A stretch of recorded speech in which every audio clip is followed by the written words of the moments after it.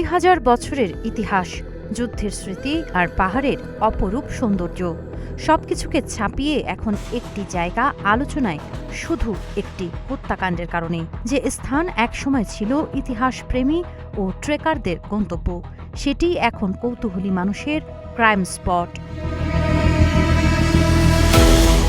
ভারতের মহারাষ্ট্রের পুনে থেকে প্রায় 60 কিলোমিটার দূরে লোনাভালায় অবস্থিত ঐতিহাসিক লোহাগড় দুর্গ সাতবাহন রাজবংশের আমলে নির্মিত বলে ধারণা করা হয়।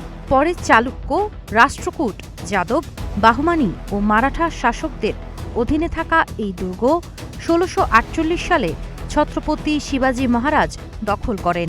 দৃঢ় বন্ধনের আস্থায় শক্তিশালী স্টিলের আরেকটি নাম জেডএসআরএম।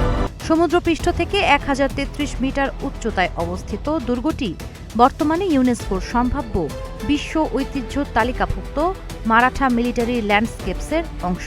তবে গত 18 জুন পুনের ব্যবসায়ী কেতন আগারওয়ালকে তার বাগদত্তা সিয়া গোয়েল ও সিয়ার প্রেমিক চেতন চৌধুরী মিলে 400 ফুট গভীর খাদে ধাক্কা দিয়ে হত্যার অভিযোগ ওঠার পর পাল্টে যায় দুর্গটির পরিচিতি।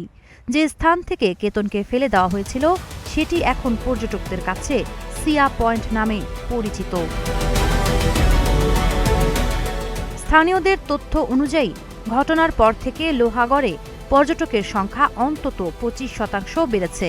আগে যেখানে সরকারি ছুটির দিনে 4 থেকে 5,000 দর্শনার্থী আসতেন, এখন সাধারণ দিনেও প্রায় একই সংখ্যক মানুষ ভিড় করছেন।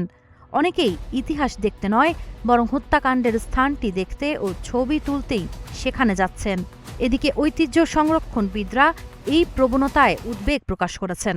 তাদের মতে, শতাব্দী প্রাচীন একটি ঐতিহাসিক স্থানের পরিচয় একটি অপরাধের সঙ্গে জড়িয়ে পড়া অত্যন্ত দুঃখজনক। সামাজিক যোগাযোগ মাধ্যমে সিয়া পয়েন্ট নিয়ে বিভিন্ন মিম ও রসিকতাও লোহাগড় দুর্গের ঐতিহাসিক গুরুত্ব ও ভাবমূর্তিকে ক্ষতিগ্রস্ত করছে।